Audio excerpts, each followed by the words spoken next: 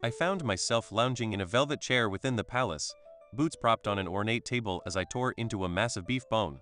Around me, nobles clad in silk stared with open shock. They weren't used to such relaxed company. Princess Yasmela declared my new position commander of Corage's armies.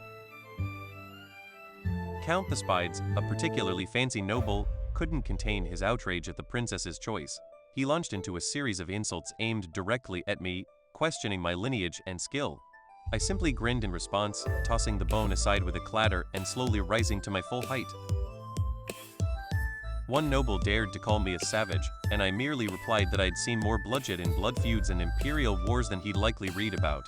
I know how to kill, and that seemed to be all that mattered. The silence that followed was thick enough to cut with a blade. Then came the transformation. Slaves began to bring pieces of black plate armor, gorget, cuirass, pauldrons, greaves, each piece cold and imposing. As I donned the steel, something shifted within me. A mercenary became something more.